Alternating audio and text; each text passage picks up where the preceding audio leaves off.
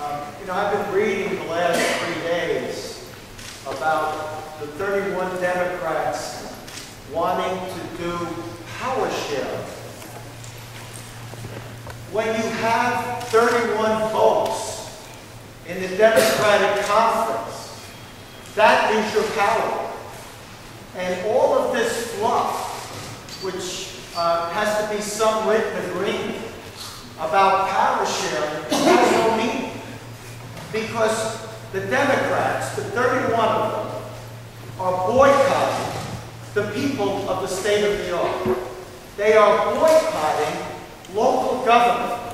They are holding the state of New York, all the municipalities, and all the people hostage because they refuse to come to work. That is the story. I understand one Democratic senator was asked after he came back from his fundraiser, why don't you come to session? He said, it's a counterfeit group here.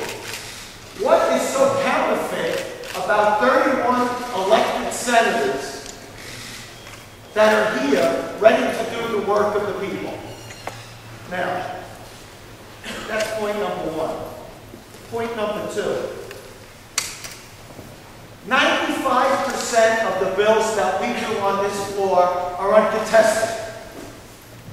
We would have unanimous support of all 62 senators.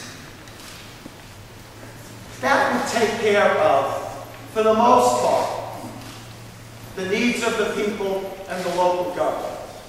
Yet, the 31 Democrats are boycotting those bills.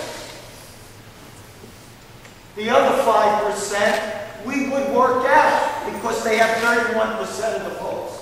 They would be reaching into certain senators on this side of the aisle to try to get their support, and whether they could or not remains to be seen, of building a coalition on those other 5% of contested votes. But there is no reason not to come in here, not to do the work of the people. It's a disgrace. Senator Skelos was gentle. He said they shouldn't get paid. That's what they're elected to do. They want reforms. Due to the courageous action of Senator Spada and Senator Montserrat 2 weeks ago, there was a vote taken by 32 senators that implemented rules changes. Now, if you read those rules changes, that's power sharing. Power sharing like I've never seen it before. Let me just tell you some of the things that are existing now that's power sharing. Not the rhetoric and the spin that the doctors spin on the Democratic conference for boycotting the session. 6 years as temporary president, 6 years as majority leader, 8 years as chairman. You know what? Under the rules, I don't really care who they are, because the members are now empowered. The members are empowered to pass bills and bring them to the floor, which diminishes the powers of the leaders like never before. And the representation on those committees would be proportionate to the constituents which they represent. There would be equal resources throughout the region. So every senator's voice would be representative of their constituency, unlike what's been going on now. I don't have to tell you what's been going on now for the past 5 months. You know, back to the dark ages, city bodies, everything going to the city, hurting everybody outside the city of New York, whether you're Democrat, Republican, or any other party. There's been so much dysfunction that the Democrats have shown in this House they don't know how to govern. And that's the reason 2 great, courageous gentlemen so far have stepped up and said, we got to change the process. Now, some of us get criticized because of the background or some of the problems these two particular senators are having.